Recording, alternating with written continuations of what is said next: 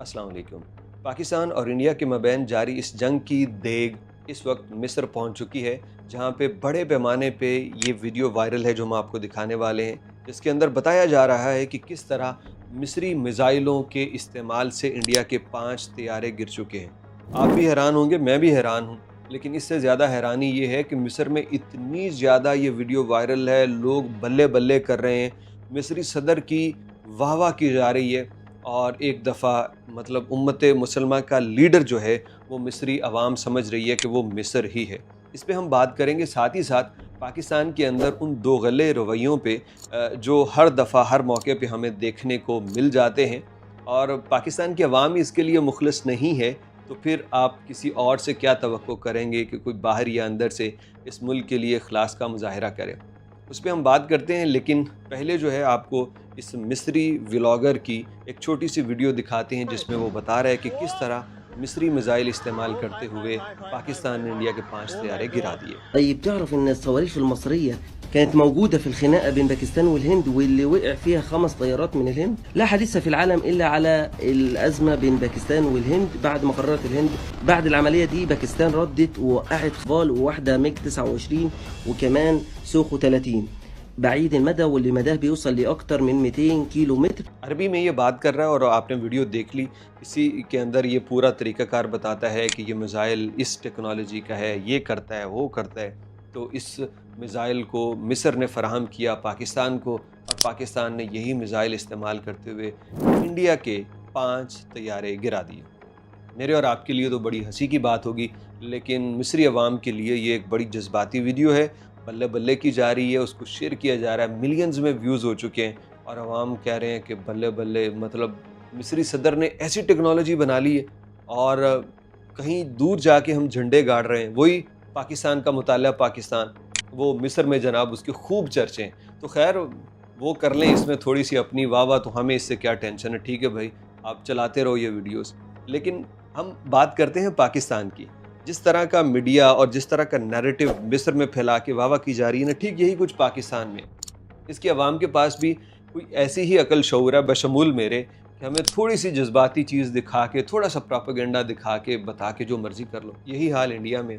India में जाके देख लो, बल्ले बल्ले ले रही है मोदी गवर्नमेंट, लेकिन उनसे ये सवाल करो कि वो जो तैयारे गिरे हैं उनका जवाब तो दे दो। वो मानने को तैयार ही नहीं है। वो तो चलो इंडिया वाले हैं, ना माने समझ आती है, हमारे अपने लोग मानने को तैयार नहीं है। क्यों? क्योंकि इनका महात्मा जो है वो जेल में कैद है, इनको उसके अलावा कुछ नज़र ही नहीं आता। दानिशमंद लोग पीटीआई के वो अपना ऐलान कर चुके हैं, वो कहते हैं कि भाई साहब इस वक्त हम अफवाज के साथ हैं, मुल्क के साथ हैं, हम बाद में अपनी लड़ाइयाँ देख लेंगे, ज़रा ये मामला क्लियर हो जाए। लेकिन वो नहीं, वो जो कुंद ज़हन और जिनके दिमाग सोचने समझने की सलाहियत ख़त्म हो चुकी है, कहते नहीं जी कोई जहाज़ नहीं गिरे। पूरा आलमी मीडिया इस बात की तस्दीक कर रहा है, जो आप सबूत के तौर पे मैं आपको स्क्रीनशॉट्स दिखा देता हूँ, आप जाके देख लो। आलमी मीडिया के बड़े बड़े इदारे इस बात की तस्दीक कर रहे हैं कि पाकिस्तान ने इंडिया के जहाज़ गिराए हैं। खुद जो फ्रांसीसी इंटेलिजेंस का एक एहलकार है, उसने राइटर्स को बताया कि वाकई ही राफेल तैयारा गिराया जा चुका है। उधर इंडिया के अंदर न्यूज़ कंफर्म की जा रही हैं कि भारतीय तैयारे गिरे हैं। अब उसको वो किसी तरह से बदलेंगे, ये हमारी ही गलती थी, तैयारे में ख़राबी आ गई, हमारे तैयारे तो गिरते ही रहते हैं। वो तो इस बात को करेंगे, उनका करना बनता भी है कि अपनी हार थोड़ी शो करनी है। लेकिन मैं हैरान हूँ उन नमक हरामों पे जिनको पाकिस्तान से इज़्ज़त मिली, पाकिस्तान से जिन्होंने आँख खोली और वो इस वक्त पाकिस्तान के ख़िलाफ़ ही जो सारे महाज हैं वो सरगर्म किए हुए हैं। ये कोई नज़रिया नहीं है, बल्कि ये बेशर्मी है। मुश्किल वक्त में जब मुल्क को आपकी ज़रूरत है तो उस वक्त आप जनाब इसके ऊपर तबर्रे कर रहे हो। इसलिए जी हमारा लीडर होता तो ऐसे करता, तुम्हारे लीडर के वक्त भी हमला हुआ था, क्या किया था उसने पार्लियामेंट में खड़े होकर, याद है क्या कहा था उसने? सुनो ज़रा ये छोटा सा क्लिप सुनो। मैं सिर्फ ये पूछना चाहता हूँ स्पीकर साहब, सिंपल चीज पूछना चाहता हूँ, जो इनकी बातों से नजर आ रहा है, जो उन्होंने ललकारा है, क्या हमला कर दूं हिंदुस्तान पे? क्या करूं और बताइए क्या करें? तो प्लीज आंसर करें। हाँ, मैंने कल शाम को कोशिश की नरेंद्र मोदी को कॉल करूं, क्योंकि हम ये क्लियर करना चाहते थे कि हम किसी किस्म की एस्केलेशन नहीं चाहते। तो ये जनाब आपका महात्मा है जो उस वक्त अभिनंदन के वक्त पे कह रहा था कि हम अभिनंदन को वापस कर रहे हैं, तो क्या करूं, इंडिया पे जंग कर दूं, जब वो जो कश्मीर का आर्टिकल उन्होंने मनसूख किया, और फिर जब उन्होंने हमला किया तो बाद में कहते जी मैंने तो मोदी को कॉल करने की कोशिश की है, उसको हम बता सकें कि हम मज़ीद जंग नहीं चाहते, यही हमारे फ़ायदे में है। ये बिल्कुल दुरुस्त अप्रोच थी, यही होता है। मैं खान की उस बात पे तनकीद नहीं कर रहा कि उसने ऐसा क्यों कहा, लेकिन तुम जो ये कह रहे हो कि भाई साहब हमारा लीडर होता तो ये वो कर देता, पता नहीं क्या, कुछ भी नहीं होता। हकीकत पसंद बनो। हकीकत पसंदी इसी में है। इतना ही आसान होता पाकिस्तान को ख़त्म करना तो इंडिया कब का कर चुका होता।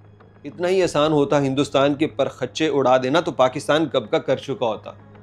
ये मिज़ाइल हैं दोनों तरफ, कोई 5 मिज़ाइल भी चल गए ना, एटमी 5 मिज़ाइल भी चल गए, कुछ नहीं बचना ना इस तरफ ना उस तरफ। तो लिहाजा ये बड़ी बड़ी बातें, ये बेवकूफ़ाना सोच, और मैं ना मानूँ की ज़िद, इससे ज़रा बाहर निकलो।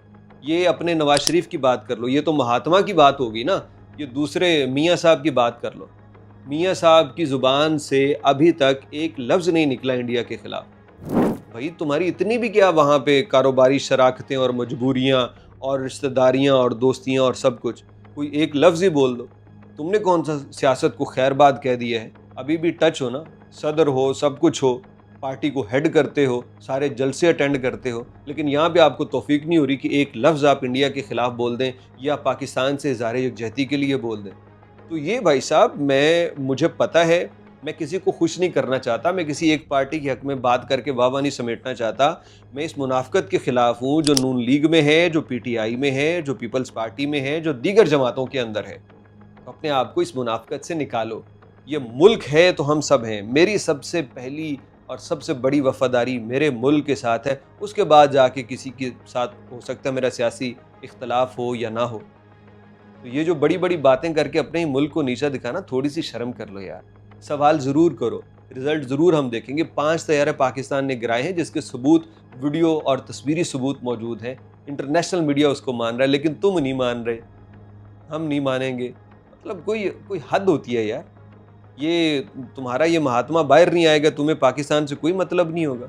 ऐसा ब्रेन वॉश किया है उन्होंने तुम्हारे दिमागों को कि तुम लोगों के वो खाने ही बंद हो चुके हैं जो सोच सकते हैं। जिसमें और उधर आप देख लें कि नवाज शरीफ समेत मेरे ख्याल मरीम नवाज़ का भी अभी तक कोई इस पर कोई ख़ास रिएक्शन नहीं आया जो आना चाहिए था।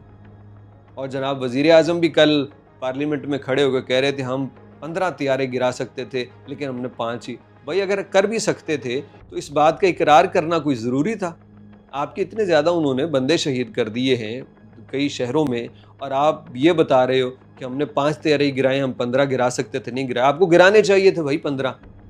वो कहते हैं कि वो जब मामला गर्म होता है उसमें जितना नुकसान कर सकते हो वो करो।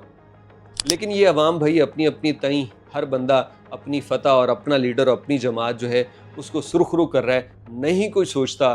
तो मेरा ख्याल है पाकिस्तान का नहीं सोच रहा, और ये बहुत बड़ी ज़्यादती है इस मुल्क के साथ।